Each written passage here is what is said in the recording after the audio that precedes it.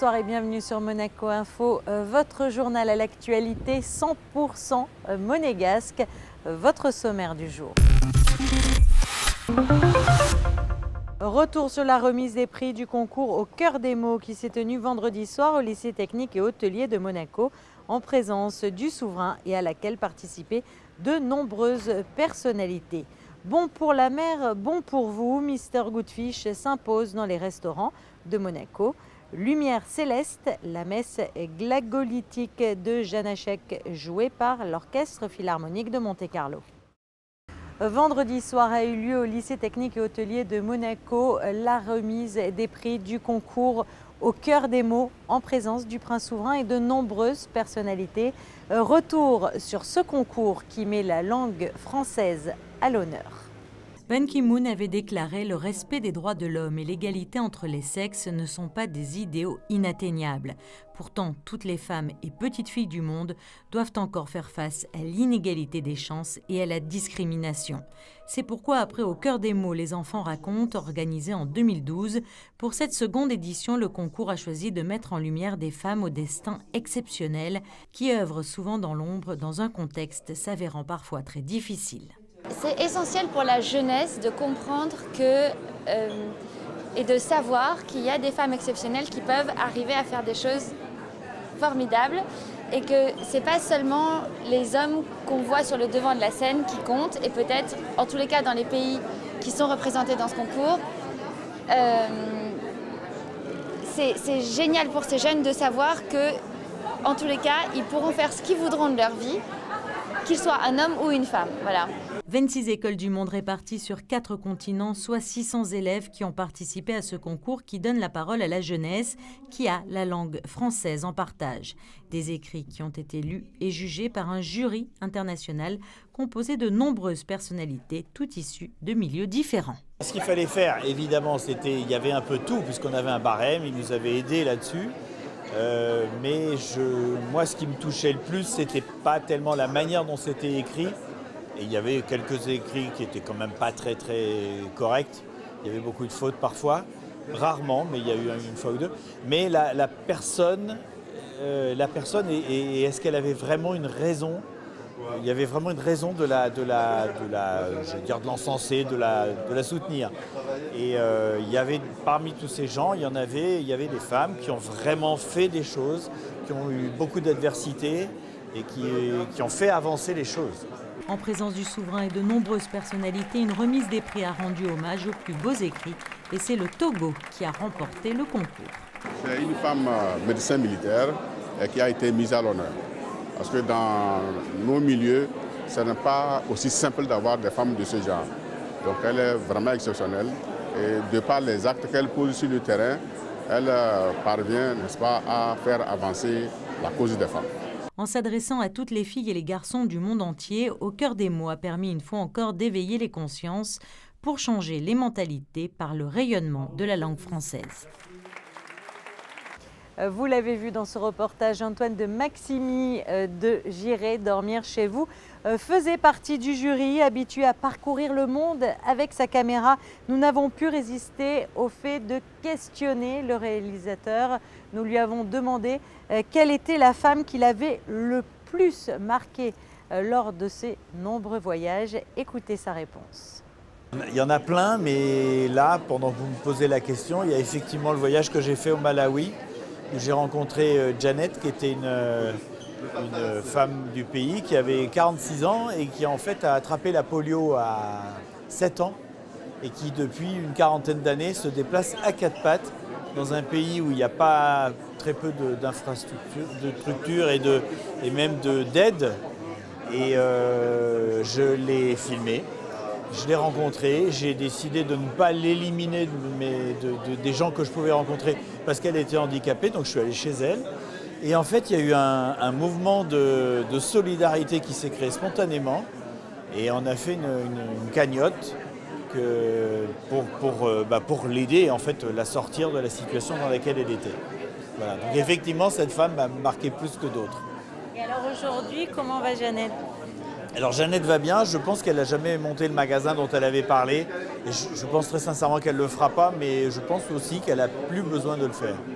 Vous avez sans doute déjà entendu parler de Mr Goodfish, le programme européen de sensibilisation à la consommation durable des produits de la mer. Monaco, bien sûr, participe à ce programme. Plusieurs établissements de la principauté l'ont déjà adopté. Écoutez plutôt Bernard Fautrier, le vice-président de la Fondation Prince Albert II de Monaco et le chef du restaurant du Yacht Club, Christian Plumail. Vous savez qu'un des gros problèmes à l'heure actuelle, c'est la surpêche ou la diminution parfois dramatique de stock de certaines catégories de poissons. Et l'idée est non pas de restreindre l'utilisation des produits de la mer, mais de la rendre plus, je dirais, appropriée et en fonction d'une situation qui peut varier d'une saison à une autre. Le Yacht Club, je dirais, est dans une position emblématique et au-delà du simple consommateur, il touche très directement toute une catégorie de personnes qui, par définition, ont des contacts privilégiés avec la mer. Et puis c'est important parce que ça marque une nouvelle étape. Nous avions déjà 10 établissements à Monaco qui adhéraient au programme. Le Yacht Club est le 11e, donc on est sûr que c'est le début d'une nouvelle série impressionnante et qui fait qu'on l'espère, dans quelques années, eh bien, tout ce qui se consomme à Monaco le fera en observant les préceptes qui sont proposés par le programme Mr Goodfish. Il est vrai que pour les équipes, ça sera bien, parce que souvent, on a toujours tendance, on connaît l'époque des févettes, mais l'époque du Saint-Pierre, on ne la connaît pas. Et c'est bien aussi de faire prendre un peu conscience à toutes les équipes qu'il y a une saison, qu'il y a des choses à respecter pour les produits, surtout les produits de la mer. Et si on veut en consommer, moi j'étais le premier à ne plus consommer de thon depuis fort longtemps, le premier à ne plus consommer de friture de rouget, même si c'est excellent. Je continue la poutine parce que bon, on peut en faire, mais ça c'est très important de formaliser cette chose et puis de l'encadrer un petit peu. À présent, dans le reste de l'actualité en principauté. Le 16 octobre dernier, au château de Ferrières, la 15e édition des prix Villégiature a distingué les meilleurs établissements hôteliers d'Europe, d'Afrique et du Moyen-Orient. Le groupe Monte Carlo Société des Bains de Mer a été sacré meilleur groupe hôtelier en Europe. Ce prix récompense plus de 150 ans en matière d'hôtellerie de luxe et de gastronomie. Mention spéciale pour la piscine du Monte Carlo Beach, élue meilleure piscine d'Europe. Le souverain est intervenu ce vendredi devant une centaine d'Olympiens issus de 50 comités nationaux olympiques d'Europe. Plusieurs réunions et sessions de travail ont rythmé ce 9e forum et cette 5e assemblée des athlètes européens, avec notamment l'organisation des 2e Jeux européens en 2019, la protection des athlètes, la lutte contre le dopage et la présentation par le CIO des programmes d'aide en faveur des sportifs. Une grande première dimanche à l'auditorium Régnier 3 pour la première fois à Monaco. L'Orchestre Philharmonique de Monte Carlo a interprété la messe glagolitique de Janáček, Lumière céleste en concert sur lequel revient José Sacré.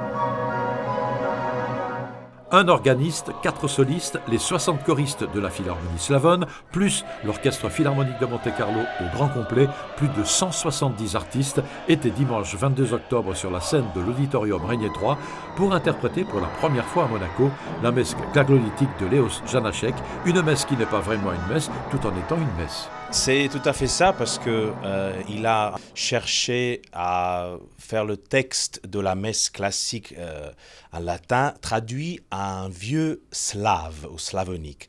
C'est difficile à décrire cette langue parce que personne ne le parle. Alors il s'est mis d'accord et il a travaillé en collaboration avec un grand linguiste et ils ont fait ce texte.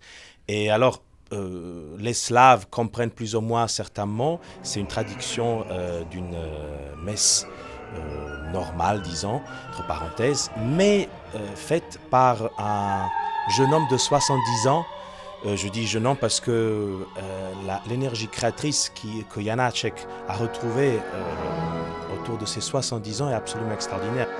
Le terme gaglolitique désigne l'alphabet imaginé par les saints Cyril et Méthode, premiers évangélisateurs du royaume de Grande-Moravie au IXe siècle, pour fixer par écrit la langue vieille slavonne et qui fut un temps la langue liturgique des Slaves catholiques que le jeune Janáček a découvert lorsqu'il était enfant métrisien au couvent des Augustins de Brno.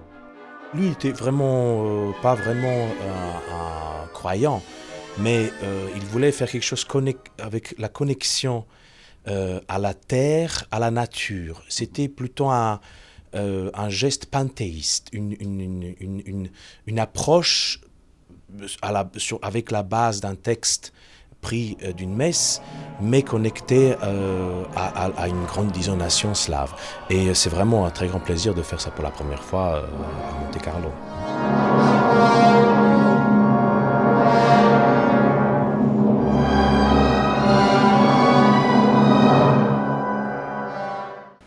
Quel temps fera-t-il les prochains jours? La réponse tout de suite avec la météo.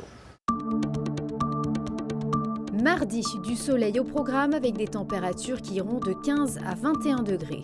Mercredi, un ciel dégagé avec un mercure qui oscillera de 16 à 22 degrés.